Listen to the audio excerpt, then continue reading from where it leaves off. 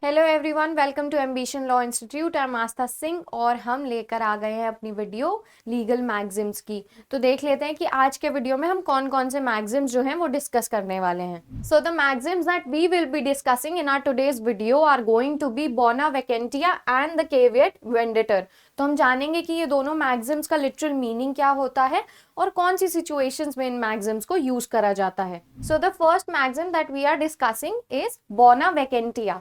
अब बोना वैकेंटिया क्या होता है? बेसिकली ऐसे गुड्स जिनको किसी ने क्लेम नहीं करा है, जिनका कोई स्पेसिफिक ओनर नहीं है।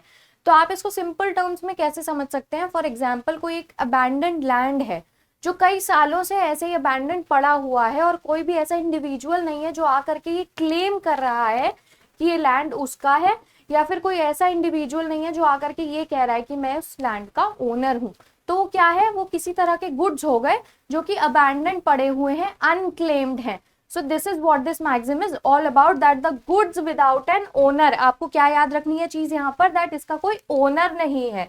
इसका मीनिंग होता है that goods that are unclaimed and without an apparent owner. अभी तक भी आकर के किसी ने ये क्लेम नहीं करा कि ये गुड्स मेरे हैं, या फिर अनक्लेम्ड हैं, वो हम कह सकते हैं, कोई उनका ओनर नहीं है। So this is what this maxim is all about. So the next maxim that we are going to understand in this video is going to be caveat venditor. अब आप पहले ये याद कर लो कि पिछली किसी वीडियो में ना मैंने आपको एक मैक्सिम के बारे में बताया था विच वॉज caveat emptor, और जिसका मीनिंग था, literal meaning, that let the buyer be aware. So ये ना उसका ऑपोजिट होता है। This talks about that let the seller be aware. तो आपको बस इतना याद रखना है इस चीज में, इस मैगजिम में, दैट यहाँ पे सेलर की बात हो रही है, बायर की नहीं। बायर की बात कहाँ पर होती है? केविएट एम्प्टर में। केविएट वेंडेटर बात करता है सेलर की। ऑल्सो इट टॉक्स अबाउट कि मान लीजिए अगर कोई ऐसे प्रोडक्ट्स है या फिर सर्विस है जो कि सेलर के थ्रू बायर को दी गई है, तो उसको सफिशिएंट जानकारी भी देनी चाहिए उस चीज की, उस प्रोडक्ट की, उस सर्विस की, या फिर वो गुड्स की, ताकि आगे चल के अगर कोई भी प्रॉब्लम अराइज होती है तो फिर वो किसकी रिस्पॉन्सिबिलिटी होगी? वो सेलर की ही रिस्पॉन्सिबिलिटी होगी। तो इसलिए उसे पहले से ही अवेयर करना है, किसे? बायर को। तो यहाँ पे सेलर की रिस्पॉन्सिबिलिटी की बात होती है, आपको कंफ्यूज नहीं होना है। सेलर बी अवेयर में भी सेलर की ही रिस्पॉन्सिबिलिटी है कि उसको बायर को अवेयर करना है कि वो जो प्रोडक्ट्स दे रहा है, गुड्स दे रहा है या सर्विसेज दे रहा है, वो किस चीज के बारे में है। सपोज प्राइस की ही आप एग्जाम्पल ले लो, बात हो जाए तो प्राइस के बारे में भी उसको बताना है कि क्या क्या चीजें इंक्लूडेड है उस सर्विस में या फिर प्रोडक्ट में। So let's try and understand this.